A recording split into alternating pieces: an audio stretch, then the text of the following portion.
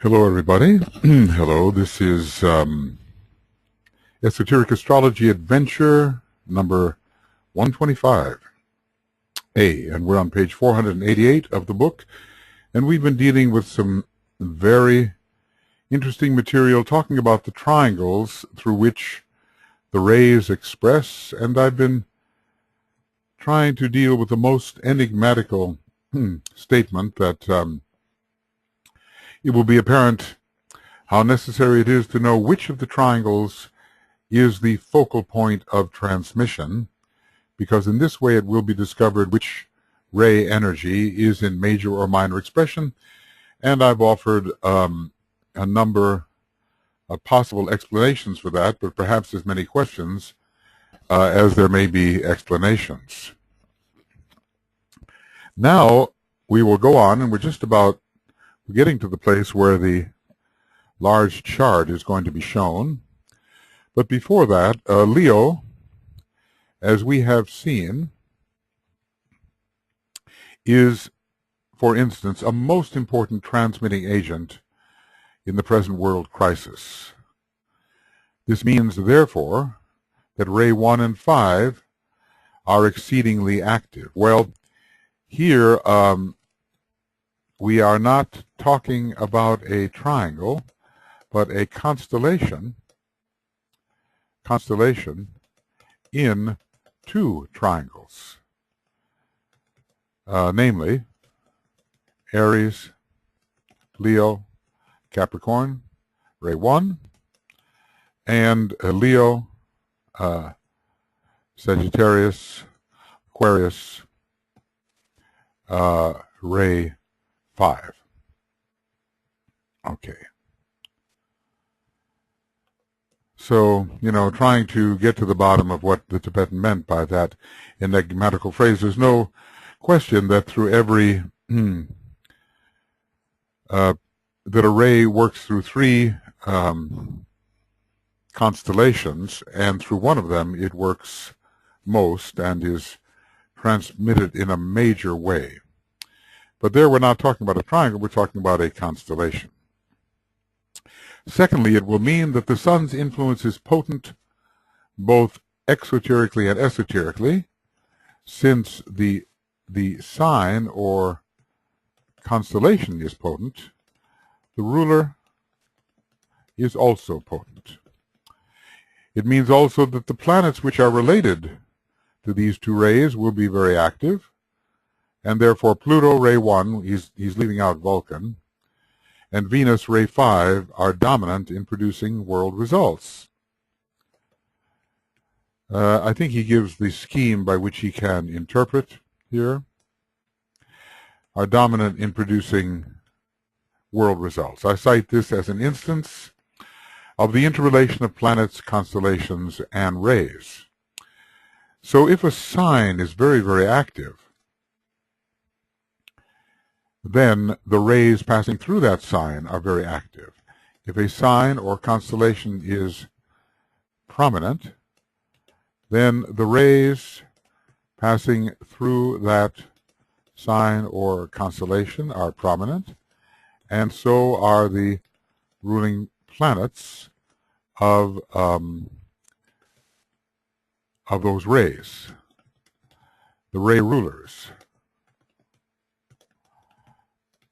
So we find that Leo is prominent in the world today. In many triangles, it is a stage of strong individuation. Many personalities are coming to the fore, and there is much selfishness in the personal sense, but of course this is somewhat counteracted by the growing influence of Aquarius, the growing group influence of Aquarius, and especially in entering that constellation or sign, really, through the 30-degree to 20-degree decanate, Venus will be prominent with its 5th and 2nd rays.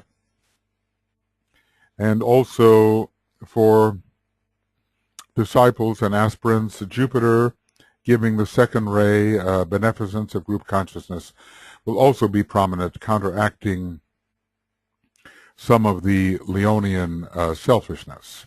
So this is a good example of how to do this. Now it depends on how many other signs we think are strong. If Scorpio is strong,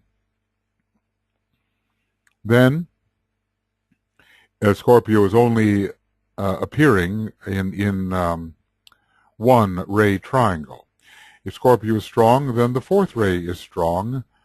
Then Mars and, well, let's just say Mars is strong. Ray 6 will be strong. And because ray 6 is strong, then the rulers, Mars and Neptune, will be strong. That sort of thing. So what we have to determine, we have to determine the strongest signs at the moment, for then certain rays which the signs or constellations transmit will be strong, and the planets connected with those rays will be strong. So Leo, as he said, brings in the first and fifth ray. These will be strong. And Pluto, he didn't mention Vulcan, but anyway, Pluto, the destroyer, and Venus, the intellect and the influence of the soul towards illumination will be strong. And yeah, that's how it goes. A close study of the world crisis will indicate the plausibility of the premise as to the activity of Leo as a major force. Dictators are appearing. We had at that time prominent dictator in Italy, in Germany. We had strong leaders in the West, but I was thinking that Franklin Roosevelt actually was an Aquarian with Virgo rising, quite a different energy. Churchill, I wonder, did he have the moon in Leo? I have to check that. I could quite quickly check that. I think. If it will just appear. Yes, it did. Oh, we've just moved into Sagittarius. The moon has just moved into Sagittarius. Open, and this is all about famous people. And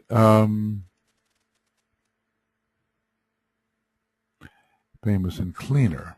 All right. So Churchill. Winston. Final. Virgo rising, all right, but indeed the moon in the last degree of Leo. You see it here, don't you? And that's the esoteric ruler of his ascendant. So a strong Vulcan will be there, but also the artistic indications of Neptune. Difficult sometimes to find the charts of leaders. Uranus as well, powerfully present in Leo, especially for a first ray type. Well, we're not into the analysis of his chart right now, but there's a Pluto opposition to Mercury, and Mercury is one of the rulers of the ascendant. And a square, well, not really a square. A square, yes, between Mercury and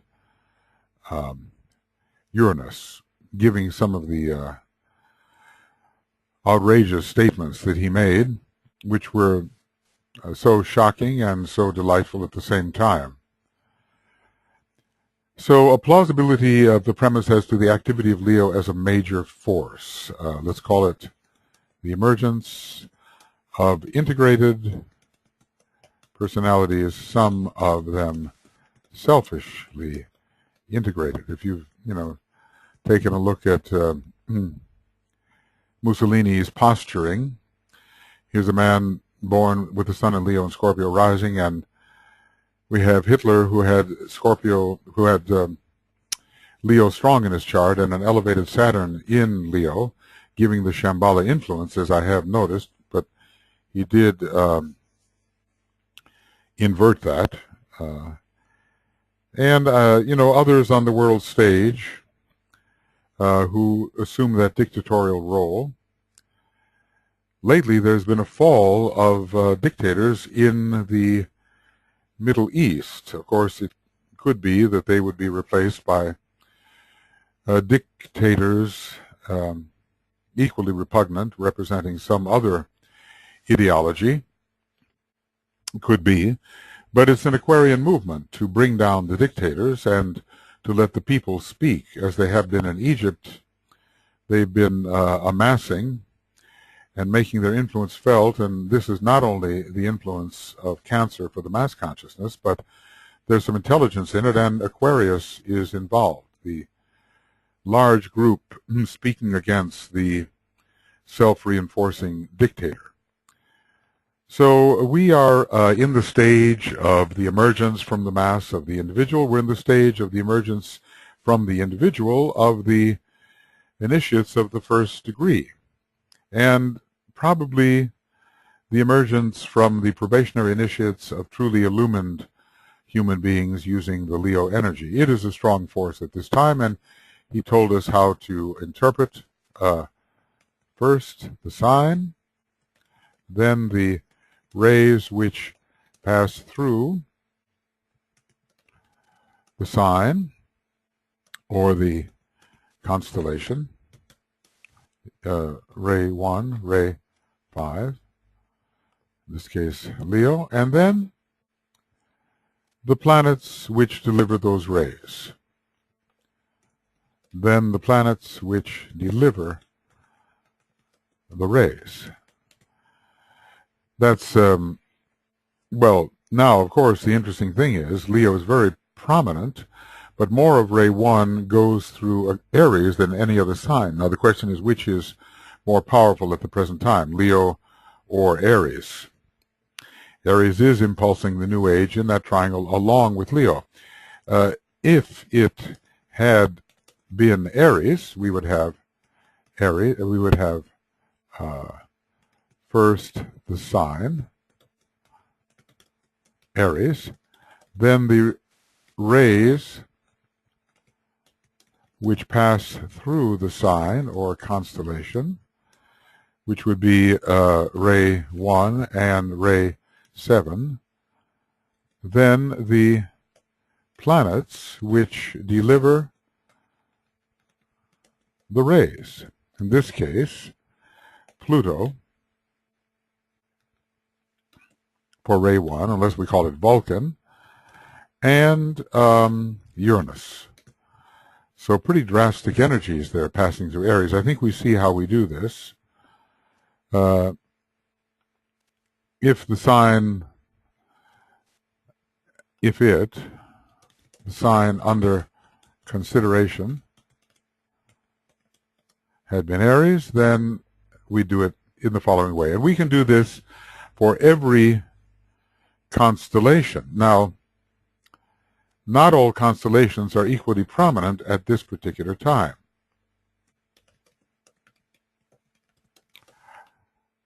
Prominent at this time in human history. But we can see how the influence would work. Now, DK is going to tell us which rays reach humanity predominantly through which signs, but it doesn't mean that the sign is prominent.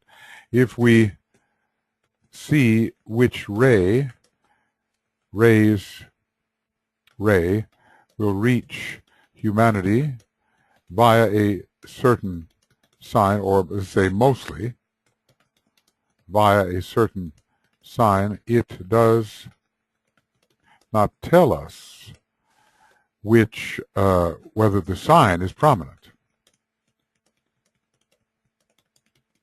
Now, if we look at this, ray 1 through Aries, Aries is pretty prominent. Ray 2 through Virgo, yes,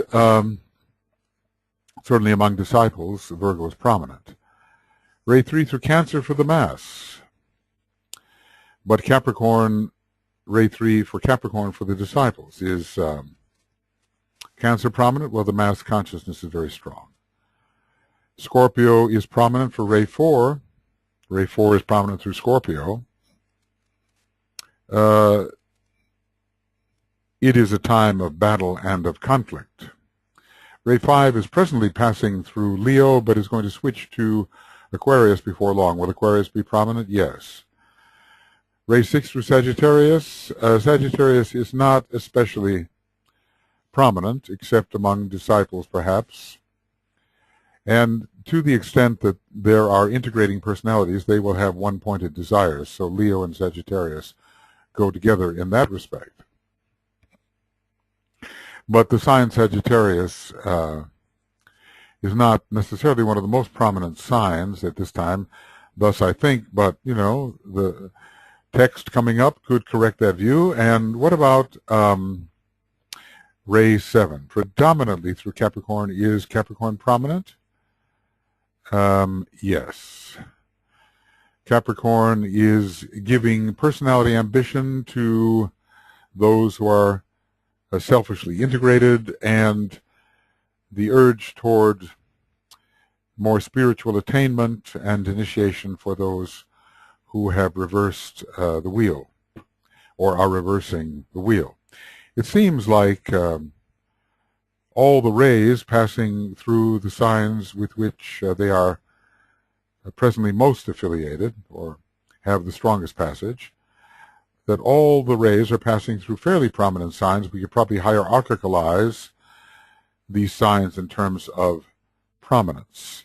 But, you know, Leo was mentioned only in relation to Ray 5. It is a prominent sign. And there may be other signs that are prominent today through which the ray is only passing secondarily. For instance, the first ray passes in a way secondarily through Leo. First and fifth ray.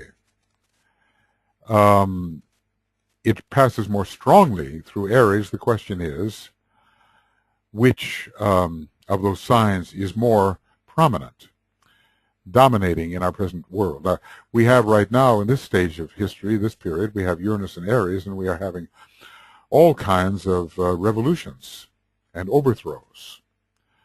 So, at least for this 7th ray period, when Uranus is in the sign Aries, that first ray combination of energies will be very, very potent.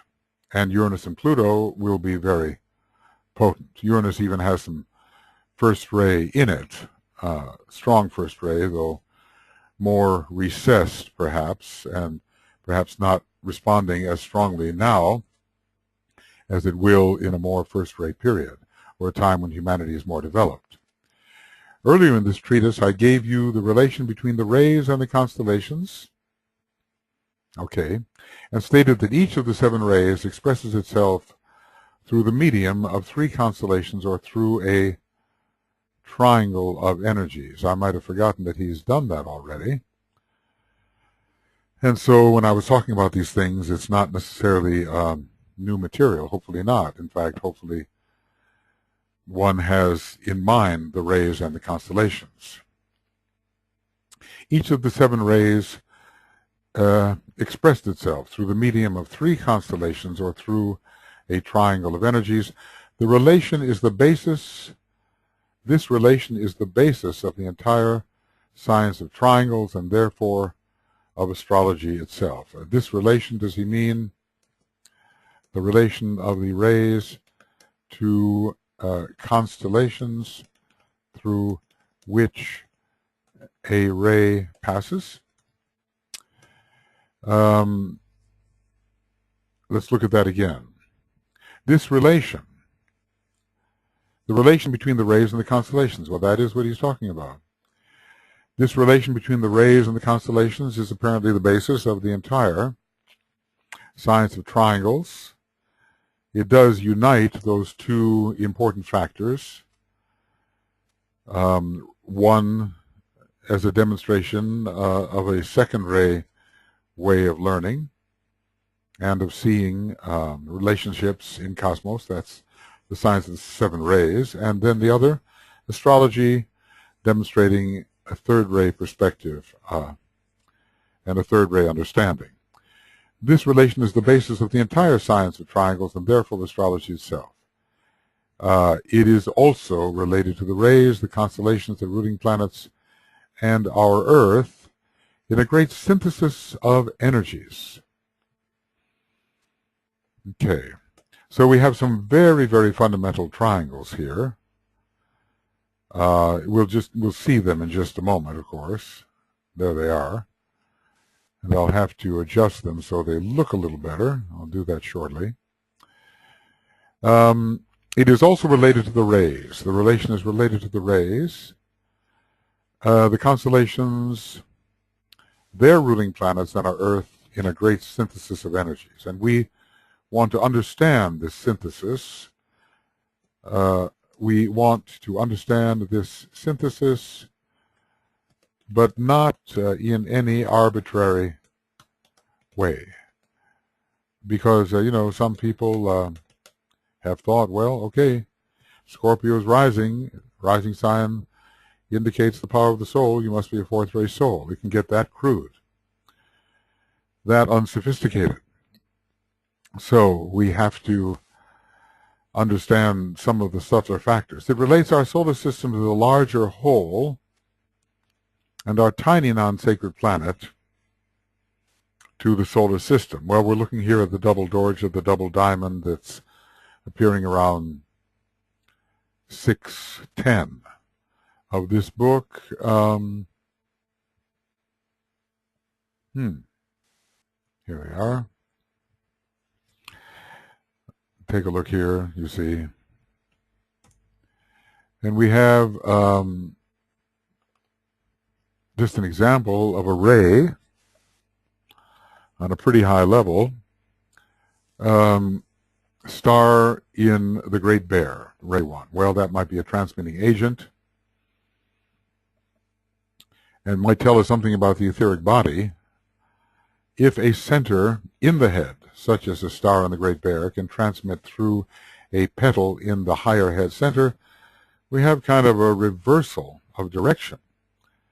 At least on the surface it appears so. Well, it goes through a triangle of energies and then to the sun and then to certain ruling planets of each one of the constellations. Mercury, Mars. We're not taking the hierarchical rulers, apparently, otherwise Uranus would be there. And then the Sun and Capricorn will give us Saturn. So this will be the line of descent, and this is pretty much what we're talking about, though later we will look at the parallels between this solar systemic, well, local cosmic setup, let's say, and the same kind of reflection, analogous reflection in man. So it relates our solar system to the larger whole, as we see. Here's the solar system and here's the larger whole. And our tiny planet to the solar system. And here it is, tiny planet, the other planets in the solar system and the solar system. Two diamonds, as it were, the Dorje. Let me repeat that statement and thus indicate to you some vital facts anent this world of interweaving energies. And this is what DK is such a master at. He has the command of interweaving energies. And it is this which makes me think that the third ray, in a higher sense, is an important aspect of his nature. Maybe a monadic ray on the third ray, as there are two monadic rays, we have to look for the final monadic ray, and of that we cannot really speak. It may be logoic in nature. The rays pour through and are expressed by and are transmitted through the following constellations.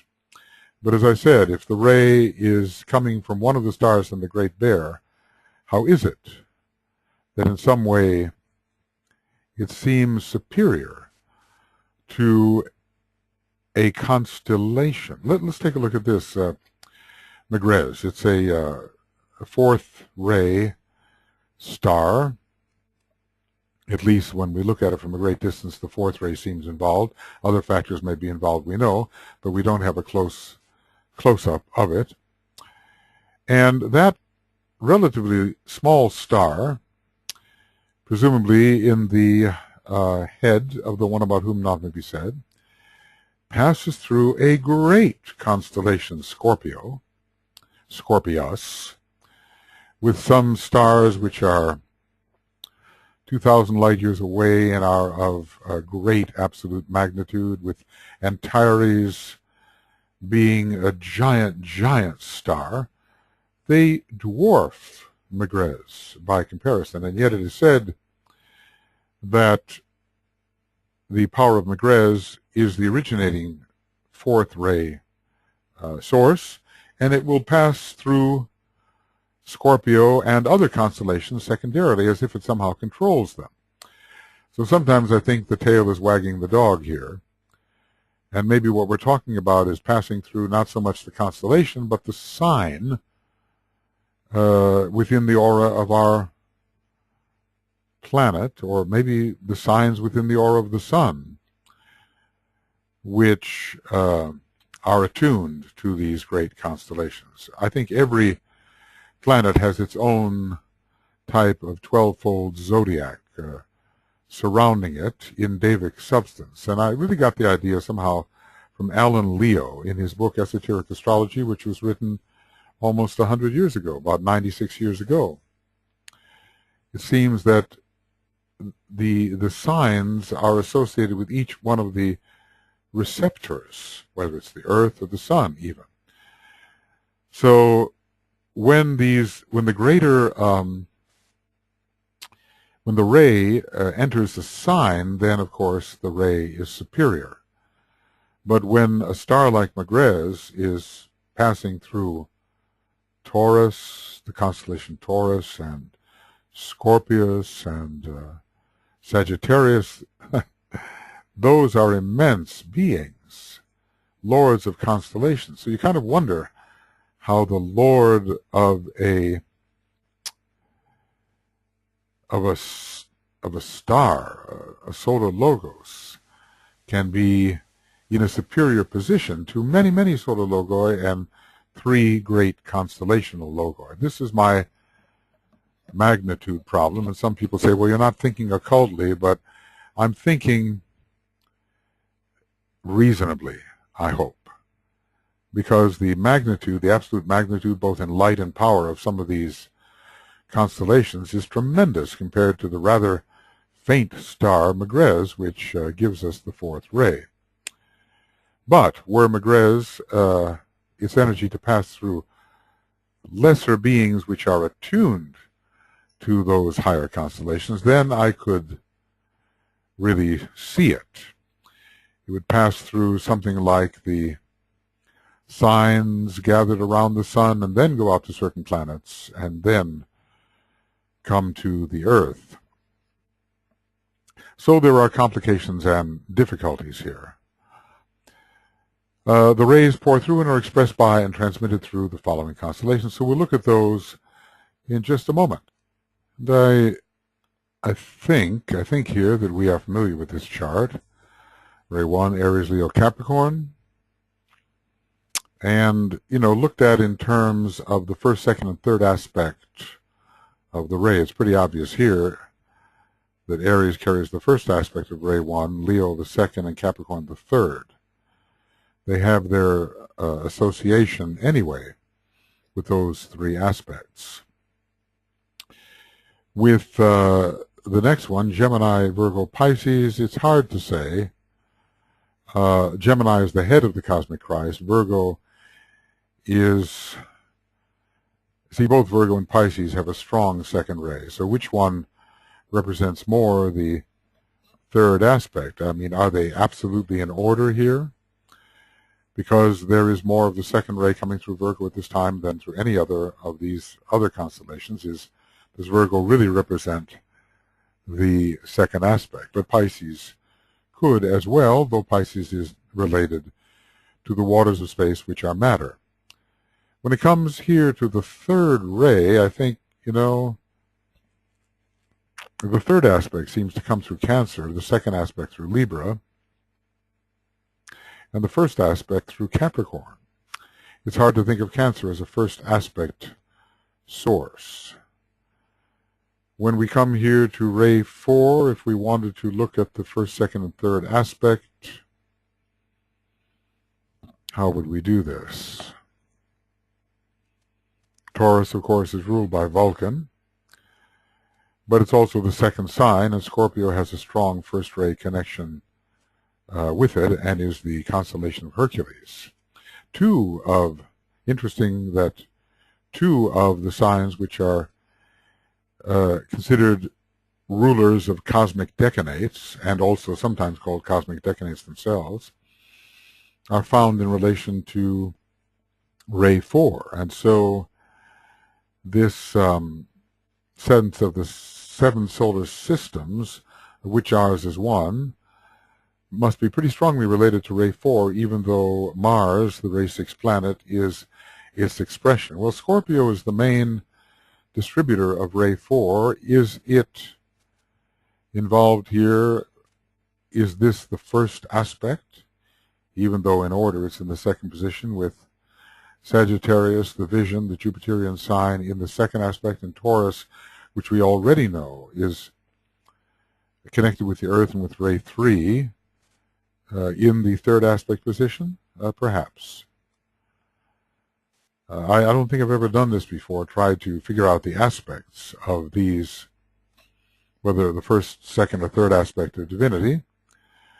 When it comes to Leo, well, it is the dominating first ray sign. No first ray comes through any of the others. Maybe Leo is prominent and gives the first ray aspect of the fifth ray. Sagittarius maybe the second, it seems reasonable, and Aquarius, which has its own association with the third ray, maybe the third aspect. When it comes to the sixth ray, well, it seems the most powerful of the sixth ray signs at the present time is Sagittarius. But when it comes, we have the same problem with the second and third aspects, because both Virgo and Pisces are associated with the second and third aspects. Is Sagittarius then the leading first ray aspect of the sixth ray? This is more difficult. When it comes to Aries, Cancer, and Capricorn, always, I think, well, this is not easy. If we think of those triangles as each of them having a representation of the first, second, and third aspect, no question that Capricorn presently is in the leading position. But it's hard to connect Capricorn with the second aspect ever, although the mystery of the soul is unraveled in Capricorn, but there's nothing about Capricorn which suggests the second aspect. Because Cancer is ruled by the moon, the fourth ray, and Neptune's sixth ray, perhaps, and therefore has a Buddhic plane association. It comes closer to the second aspect. Will Aries represent the first aspect of the seventh ray? It's hard to think of it as representing the third. As the lamb which is slain from the foundation of the world, it could represent the second aspect, but there's not much about this constellation which is that. I guess I'm tending to leave them in order here, but further examination is needed, and also an analysis of the way that the different aspects of the rays work. When it comes to the first ray, I have no doubt that Aries is representing the first aspect, Leo the second, and Capricorn the third. It could be similar here with the seventh ray. Probably it's the best choice as I can figure it out for the moment. So anyway, we are familiar with this setup and with the ruling planets, the hierarchical planets are not listed generally, at least not in those double diamond configurations, but I think there is a chart which lists all of the ruling planets, and that may be on page 590. Let's see if that is the case. 590. No, once again we stop with the orthodox and esoteric planets. One just kind of wonders, is there another chart early on in the game which has all of the three rulers, the hierarchical ruler as well? There are charts around page 60, tabulations, which may have those.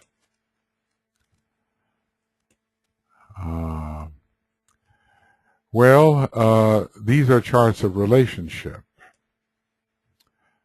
which we have gone through. And here, all the three sets of rulers are shown, but the triangles are not shown. And DK did not mention hierarchical rulers and did not show them in the double diamond configuration. So it may be that there is no chart which shows the triangle and the three esoteric rulers, orthodox, esoteric, and hierarchical. We know what they are, of course, and just, in a sense, reviewing.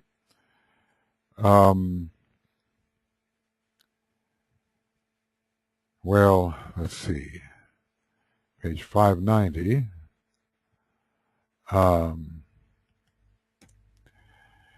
We see the triangle and two of the rulers. So we gather all these together and we find that through Mars, Mercury, the Sun, and Saturn, the first ray comes. When it comes to the second ray and its rulers, we leave out the hierarchical rulers. Of course, the ray would come also through the hierarchical rulers, but he apparently does not feel it's necessary to include them. With the second ray, Mercury, Venus, the Moon, Jupiter, and Pluto, strangely Pluto, all in a way transmit the second ray.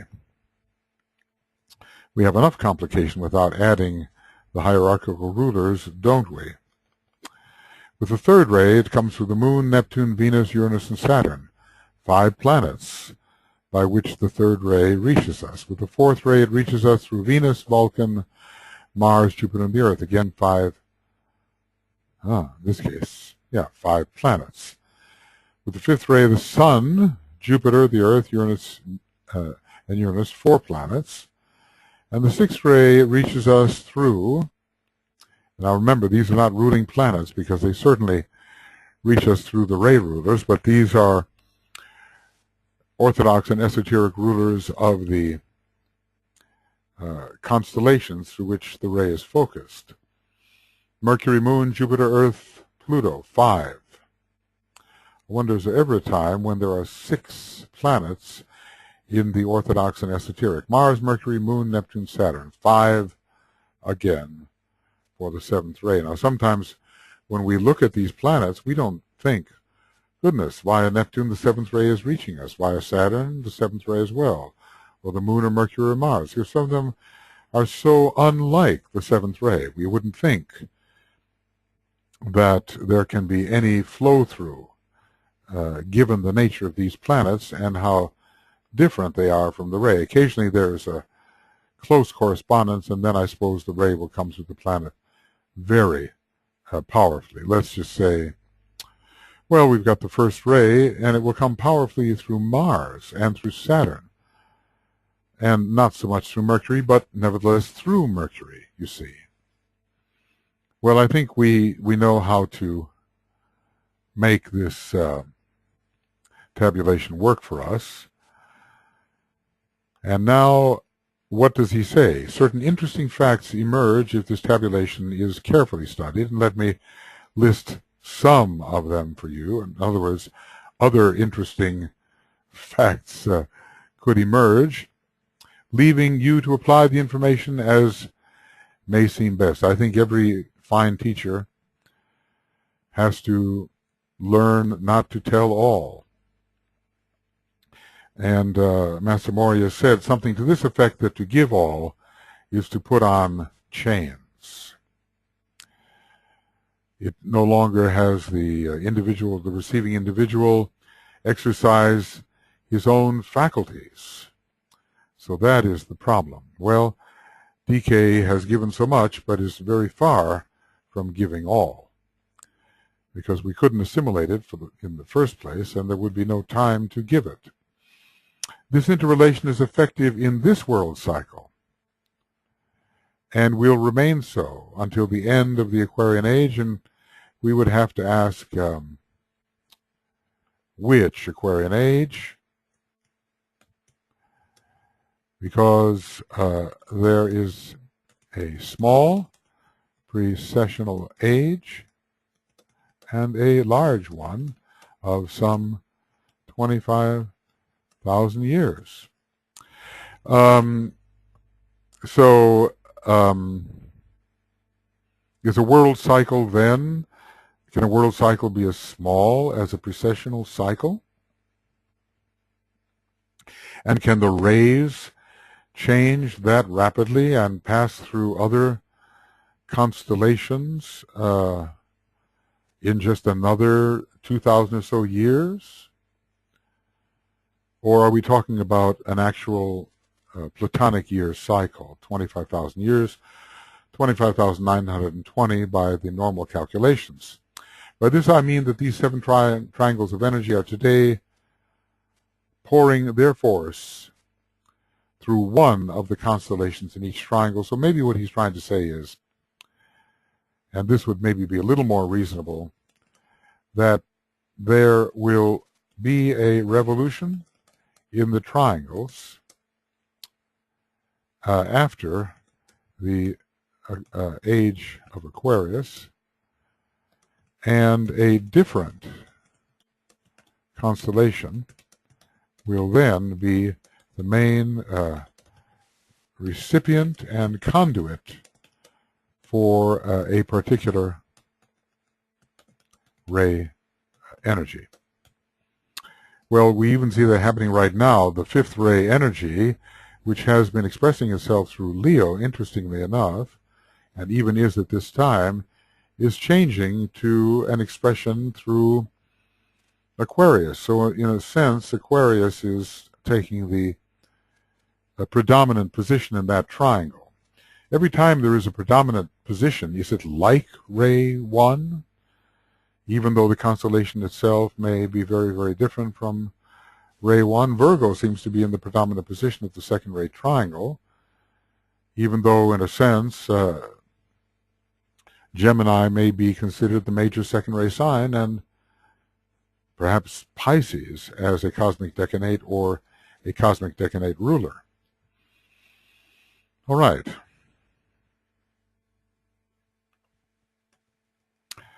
Today, the following points of the triangles of energy, or the following constellations in the triangles, are the controlling factors. So, you know, when you read what DK said here, it seemed to go in a different direction than what he explained later. The interrelation, this interrelation, what interrelation? Well, the ray through the 3 or the ray through one of the 3. And it looks like this interrelation, and by this he means the ray through one of the 3 constellations which constitute a triangle, is effective in this world cycle and will remain so until the end of the Aquarian age. So that is quite reasonable, that the focus of a ray through a particular part of the usual ray triangle lasts for some 2,000 years. But it seems to me that if there were to be a shuffling of the constellations themselves and saying, well, the Aries, Leo, Capricorn triangle is no longer receiving ray 1 but some other ray, or that ray 1 is passing through 3 different constellations, that would be less likely and probably, if it does take place, would take place after a much longer period of time.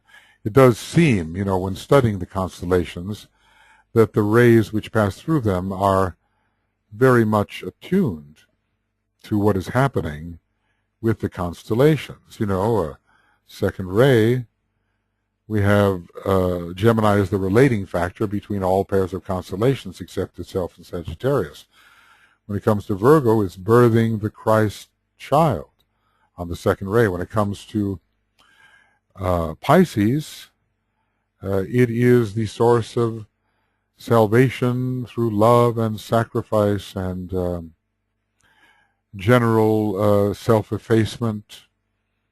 It is putting others first before oneself, which is the great second ray thing to do. Maybe it is related to what all advanced souls may do. But those three constellations have a particular association with the second ray. And so it's hard to think of the second ray calling on other constellations and saying, now you are the triangle through which I work. It could work in a wisdom way through Taurus, a sacrificial way through Aries. Not much connection with Cancer except the Buddhic plane. Through Leo, because of consciousness, it's possible, and solar fire. Through Libra, well, you begin to wonder whether you can't find a way for any ray to work through any constellation. I begin to think it's possible. There's always a connection, even with Capricorn, revealing the secret of the soul on the second aspect. With Aquarius, the sense of loving universality, yes, it could. Well, maybe I have to take back what I just said. Maybe we could reshuffle the deck here, and we could get other constellations or combinations of the present one and others during some world period to be the major conduit for a particular ray. Everything is in mutability and mutation. And it must be very intricate, this law of mutation, and how things are emphasized at any particular time. So I'm glad that DK offered this. By this I mean that these 7 triangles of energy are today pouring their force through one of the constellations. And that particular one will probably change in the next world period, when a world period is considered as small as a precessional age. Sometimes a world period seems to be a world age, world period, the entire duration of a planet, or a round, or a root race.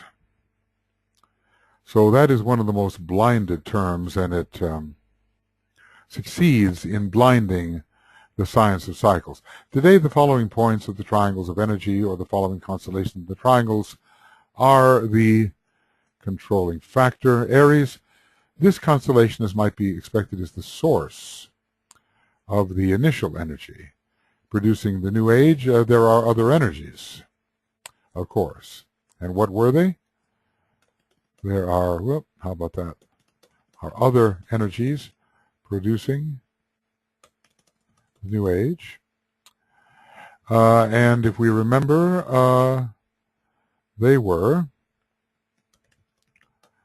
Leo and Virgo also. The individuals are emerging in the New Age, and so are those who are developing the Christ consciousness. And, of course, Aries is the impulsion. Virgo, this constellation produces the increased activity of the Christ principle in the heart of humanity, useful for the reappearance of the Christ and the externalization of the hierarchy, and for the emergence of the second ray soul of the planetary logos, which may be considered the second ray aspect of the anima mundi. Animal man, anima mundi. Then there is Cancer. Well, okay, this is switching perhaps as humanity is becoming the world disciple because, well, it'll say here, Cancer, the mass movement towards liberty, release, and light, so dominant today, is caused by the energy of this sign, attempting to move out of the third aspect, through the will to evolve, perhaps, to move from the third aspect. But he'll explain later that the third aspect is really delivered to disciples by a Capricorn. The mass is very much involved in the personality which represents the third aspect, and they are not involved with the duality of soul and personality in their consciousness. There may be some worship of God and so forth, but the major focus of consciousness is within the world of the senses and the world of the personality, and so very much within the physical body. But liberty, release, and light, we can say there is a Neptune correlation with liberty. It's usually Uranian. Release, very Neptunian, and light, Neptunian again, and Uranian as well. Well, let's just say that Neptune, in its higher expression, is a planet which brings a freeing impulse, slipping away from prison and boundaries. You know, the classic escape artist, I'm thinking about Milarepa, I'm wondering about, they threw him in prison and he would always be found outside prison in a very short time. There are many stories about this wonderful sage, even that he would fly here and there, and that from eating so many nettles, he turned green, well, greenish, or maybe his skin had a greenish pallor. Not sure whether this is literal or not, or eating the nettles seems to be to consuming the unpleasant factors of life. He's the great yogi saint of Tibet, and as I was reading his the stories about him, it seems that he covered the second through fifth initiation in one life. Is that possible? Well, perhaps for someone who knows, whose monad is the first ray. It's impossible to tell there, but there are so many, maybe the stories grow and they say the legend grows.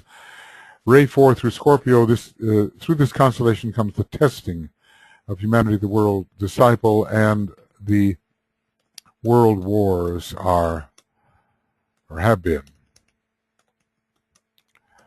testing humanity supremely.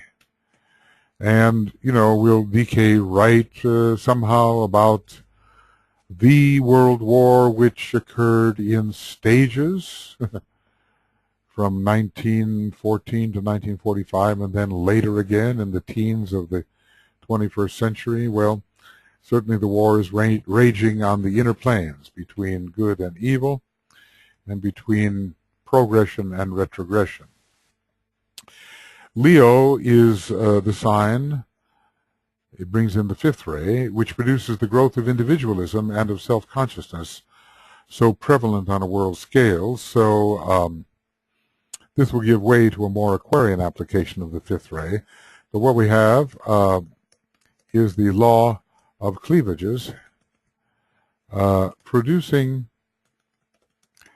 a cleavage between one human being and another, such that each perceives itself to be different, and even unique. The uniqueness factor is strong in Leo, especially when Uranus is connected with it.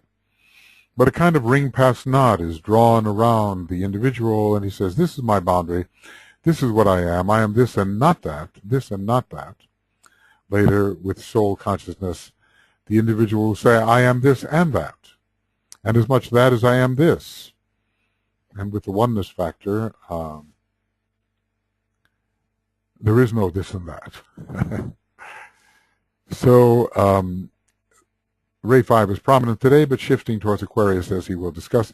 Ray 6, Sagittarius, the sign produces the focused, one-pointed effort of the world aspirant.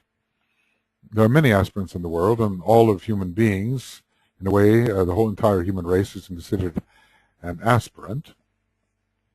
Is this one of the truly prominent signs? It is certainly a sign which has much Ray 6 connected with it. It has this fiery, visionary, directed quality, which is very resonant with the sixth ray, the strongest of the six ray signs now. So we have fiery sixth ray idealism, burning with idealism. And that is seizing the mass in many respects as they, in a rather separative manner, champion their particular section of the globe, their nation, their religion, or even perhaps their own ideals, which are simply their own. Capricorn, the Capricornian energy produces initiation and the overcoming of materialism, let's just say the movement towards the etheric body. In a way, the third ray is more materialistic than the seventh. The seventh can get caught in form, but the seventh has that connection with etherealization, with the etheric body. I suppose the third ray does too, but the third ray is more connected with the dense physical plane. Initiation is elevation, and the highest and the lowest will meet. And the highest and the lowest will meet. So it is in the seventh ray age that there will be an enlightened spiritual materialism, and so much of our conventional materialism will be overcome. So the review, Aries, mostly through Ray 1, mostly through Aries, Ray 2 at this time, mostly through Virgo, Ray 3 as far as the mass is concerned, mostly through Cancer, Ray 4 through Scorpio, Ray 5 through Leo, Ray 6 through Sagittarius, and Ray 7 through Capricorn. And does this do these foci tell us something about the times in which we live? Well, something new is happening. It's being impelled, and we're entering the new age.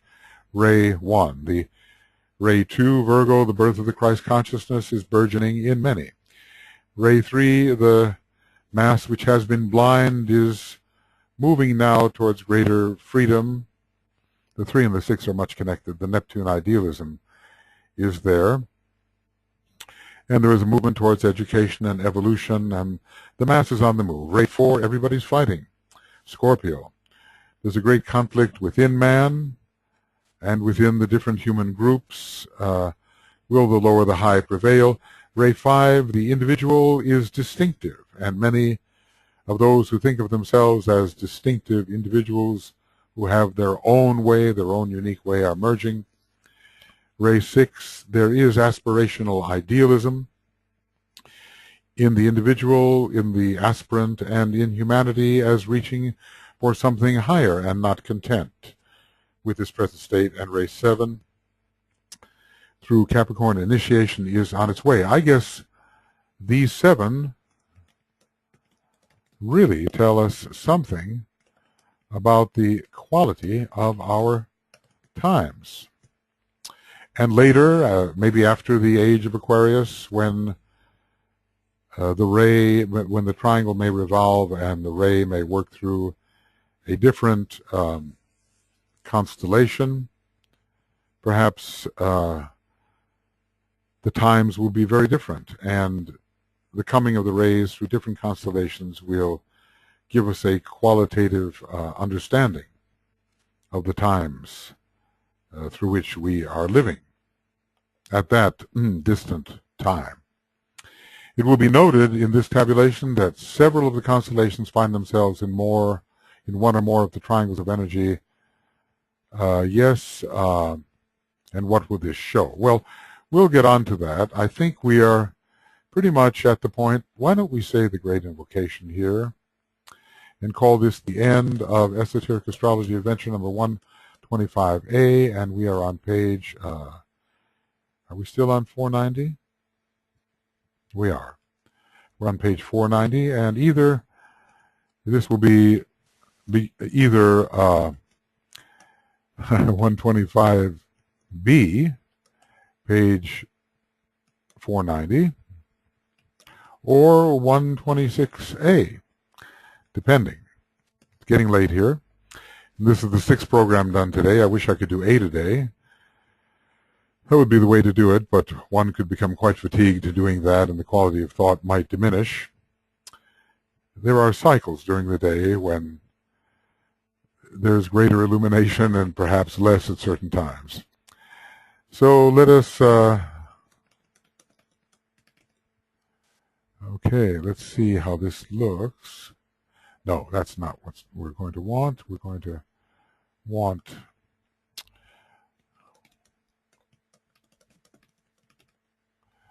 this one. So we'll use the note G, one of a blue note, I believe.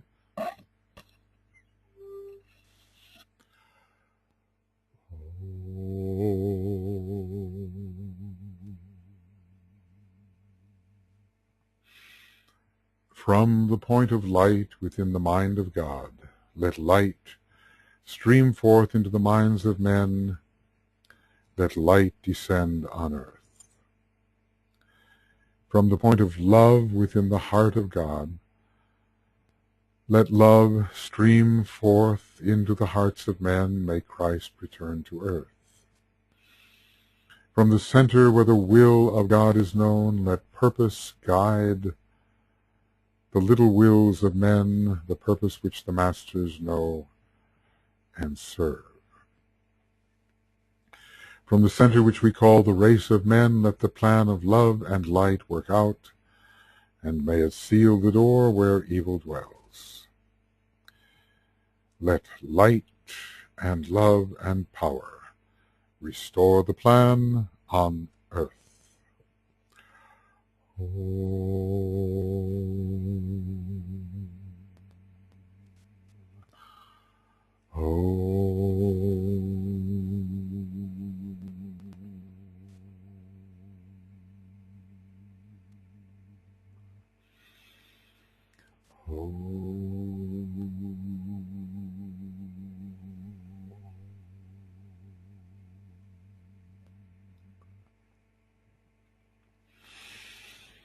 Okay, friends, we have some interesting things ahead of us. Whether it's going to be 125 or 126, we'll see.